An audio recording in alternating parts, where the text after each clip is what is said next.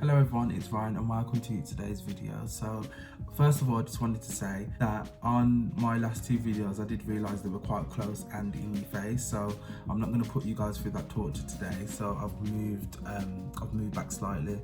This is due to me getting a new tripod and a light, and obviously I wasn't used to the bearings or the angles at that point as it was new. Before that I was using we have to learn and start somewhere. I'm still quite new to this, so each video I'm learning on how I can make myself better and how I can become better. So yeah, it's part of the learning curve. Anyway, today's video is on nursing accessories and nursing footwear. So this is the stuff that you will need in regard to going to placement, and stuff that just the additional stuff that you'll need apart from the uniform, which is given to you by your education provider. And if you wanted basically ideas on stuff that you could possibly buy to go with your uniform. So the most important thing obviously is footwear.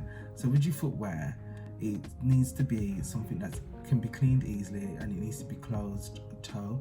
So what I mean by closed toe is like the whole shoe covers your whole foot. That means no dolly shoes or shoes that expose your foot or your toes, as they're not appropriate. You got to think about, when you're buying your shoes, you got to think about all the possible things that could happen. For example, what happens if like a trolley, you catch your foot on a trolley. If you've got open toe shoes, that's going to cause a lot of pain to your foot and your toes. Also, you're going to be in contact with a lot of bodily fluids, like vomit, feces, blood, urine and all them things, and you need to think, if it happens to spill on your foot, is it going to directly get onto your tights or on your feet? Is access there? If you've got a closed toe shoe, it will go over the shoe, and you can easily clean that with an antibacterial wipe or something of the sort. It's not a fashion statement and it's not a fashion show. You need to wear what you're comfortable in.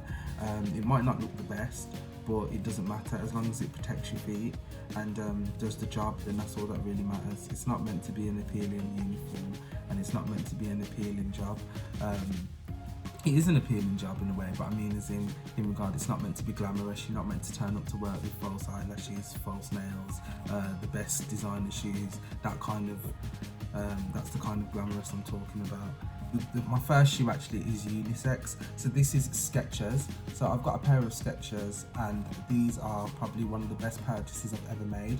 They've lasted me about a year and a half now, as I was using these before going into hospital, as I do bank as well, and they're really comfortable. They really literally feel like walking on clouds, and that's because they've got the foam in them and stuff. And when you're going through them 12-hour shifts, these shoes are amazing. Before that I was just wearing normal black closed toe shoes, and by the end of the shift my feet were absolutely burning. I changed to these, and literally by the time I got to the end of the 12-hour shift, I literally could have gone on for 13 or 14 hours because they were that comfortable, and you don't really feel the impact as much on your feet. So I would highly recommend a pair of Skechers. The closed toe as well, easy to clean, they're comfortable, and they get the job done. They cost around £40. I got them off Amazon. Yeah, it cost me about £40-50. It came quite quickly, and they've lasted a long time. My second pair of shoes, I didn't buy these especially for my degree, but I had these before, but I do use them for placement. And if you are thinking of a long-term investment, I would recommend these. And this is my Doc Martens. So I bought these Doc Martens. I got the Doc Martens for life, so it cost me about £120, and that means that if they get damaged, I can replenish them free of charge. And they're also really good because at the beginning they are quite tough actually, because they do take a lot of breaking in, and the first couple of times you wear them they will literally hurt your feet, they will kill. So I would recommend trying to break them in before you start placement. But once they're broken in, they're really comfortable to wear. They're nice, they're leather, they're good material, good quality, easy to wipe down. Any spillages or anything dirty that ends up on your shoe, you can literally wipe over them with an antibacterial wipe, and obviously I think they look very professional as well, and very well fitting. They go with a lot of things, and also once you polish them as well, they look shiny and brand new. I would highly recommend them, and they've got such a thick sole as well, which will be good because obviously some of the cleaning products that they do use in hospital can break down the heels of your shoes, so it does avoid doing that. One thing I want to go into next actually is quite a thing that I've noticed a lot of people going into nursing will ask, like potential students or first year students, and that is whether they should buy a stethoscope. So as you can see, I've got a stethoscope, but this one was really cheap. It was like £9.99, £15. I've probably used this stethoscope like 4 times, and that was through, in first year we had an OSCE where we had to do a manual blood pressure, and in skills session we did practice at uni already. And in the practice session they already had stethoscopes, to provide us with them, but I just used this to practice at home, and even then it wasn't as great as the ones that they already have, but it did the job, and that's all I've used it for. Since then I have not used it again, and if I have needed to use a stethoscope, the wards always have them, but it's very rare unless you are an advanced nurse practitioner, where you have like your own caseloads and you're a specialist nurse. In a doctor's surgery or in a hospital, you won't really need a stethoscope, or critical care nurse as such, where you have to oscillate obviously parts of the body. But just as a student nurse, I wouldn't recommend getting one in the adult field. I'm not quite sure about in the children's fields or any other fields, but in regard to adult, no, I wouldn't recommend spending the money on them, as they can be very expensive, and if you do tend to need one while you're on placement, the ward should have one. I recommend spending 80, 90, £100 on buying your own. You won't get the use out of it at this point of your training. That I got was also a pen torch. So this pen torch obviously is used for neuro-obs. A neuro-obs is basically when we look at the pupils and look at the dilation of the pupils as it shows on the bottom of the pen. And this was a really good investment, because obviously throughout your placement, sometimes on the ward you will come across patients that are on neuro-obs. Use this. This is a good tip actually. If you do get a neuro-obs pen torch, then also it's very good for night shifts, because when you're on a night shift, a certain time we turn off all the lights on the wards. Obviously the patients have their bedside lights and stuff like that, what we can turn on, but I just think it's really good for example, when I was on a night shift, the patient was fast asleep and I didn't really want to be turning on the full-on bedside lights, because it is quite bright. So basically I'd come around with the obs machine and the patient would wait slightly, but we all know how it feels. Do you know, like when you wake up and then someone's got a massive light on in front of you, you're like, you know, all blinked out. But I thought I'd try and minimize the light, and what I actually did is obviously introduce myself to the patient. I said, I'm just here to take you up. They said, yeah, go ahead. They were half asleep, and I actually used the pen torch to scan over the ob sheet so I could see what it was saying. So it's good as a little torch for yourself, so you don't have to disrupt the patients in the night shift, and obviously to see what you're doing and where you're going. So I was using it to put on like the news chart and stuff like that, and obviously just slightly, I didn't shine it in the patient's face, but I do it like on the wall behind them, and just so they can see you a bit. So it's good as a little torch to cause less disruption on the night shift, which I found. So I'd recommend getting one of them. Another thing that I'd recommend is a notebook to bring on all your placements. Just a little one, size like this, what you can keep in your pocket. And basically I just use this for, say if I'm going around on a ward round, or I'm just speaking to my mentor, or I've had a conversation, or there's something that I've learned today that I really want to go and research a bit more. It's just good to jot little notes in, or even just to keep you structured throughout the day, and a little a little book to remind you of things that you want to do throughout the day. Obviously you have to be limited with what you put in there due to patient confidentiality, so I wouldn't recommend putting anyone's personal details in there.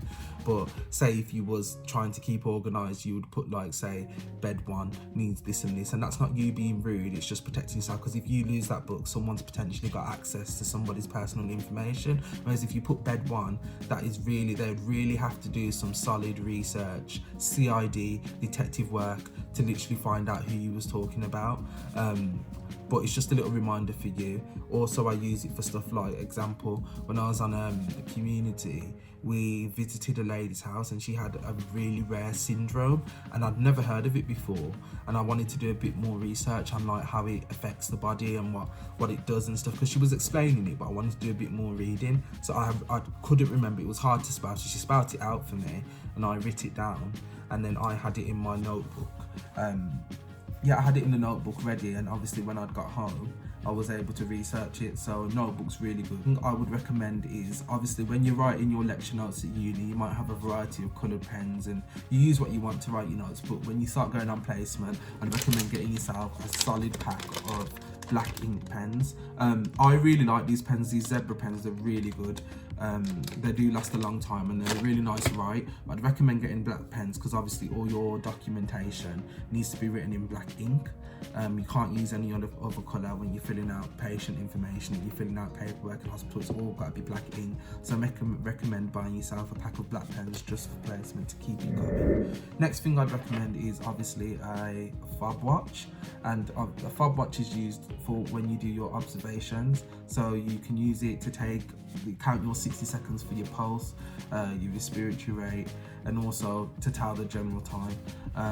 It's good to get, I've got this one as well, which is a glow in the dark one, and obviously I got that because we work a variety of shifts including nights. So when I'm on a night shift, I like this fob watch because it illuminates in the dark, so I can still see what the time is, and obviously you need it to know what the time is to write down your documentation. So I'd recommend getting a good fob watch. Many trusts differ in infection control. Some prefer you to have the silicone ones, some prefer you to have the metal ones, whichever ones you can clean, but you'd have to look at your local trust policy and stuff.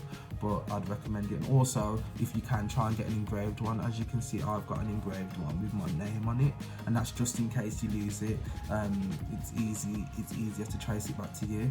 But yeah, it's a good investment and it will last you your whole nurse training and probably your whole career if the battery's good in it. You might need to replenish it, but it lasts a long time. Your own bottle of hand gel. All the wards have hand gel on them and do provide hand gel, but it's just for them times, like say when on the wards I did, but then when I went onto community, they supply their own. Well, they get supplied hand gel, I mean, but as in it's not as accessible than on the ward, and it's just good to have your own kind of thing. Say like for the day you're based on the ward, but for that day you're going to go and work in a different team.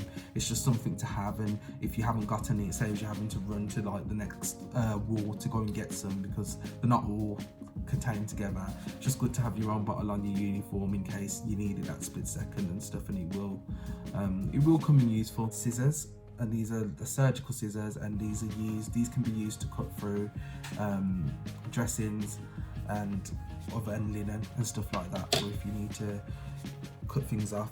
With these though, you have to be careful because obviously you need to make sure that after you've used them you disinfect them straight away, because imagine you're using them to cut a patient's bandage and then you're putting them straight back in your pocket.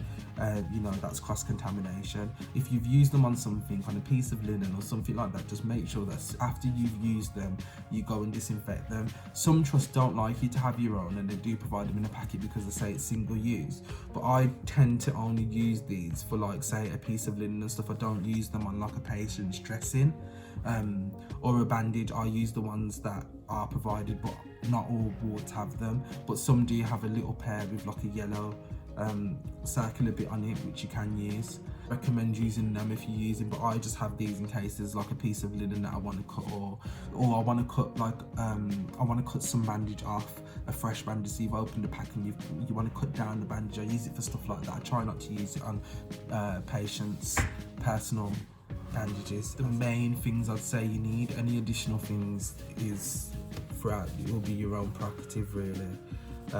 Like I know some people would get like stamps with their names on and whatnot. Personal choice, if you want to do that then do that, but it's not an essential. The things that I've showed you are literally the basics that you will need. The basics that you will need additional from your uniform and on your uniform to help you do your job as a student nurse. Anything else is additional. I might have left some things out, so if anyone's picked up on something that they've got which they feel is important as well, then please comment below and let us know. But for me, that's the bare minimum, and all you really need. Anything else is an additional resource. So that is today's video. Hope you found it useful, and hope I've given you some tips and answered any small questions you might have in preparing for placement. Yeah, I hope everyone is continuing to stay safe, stay alert, whichever part of the country you're in. I hope you're all keeping well. Thank you for listening. You need to stay alert and stay safe, and goodbye.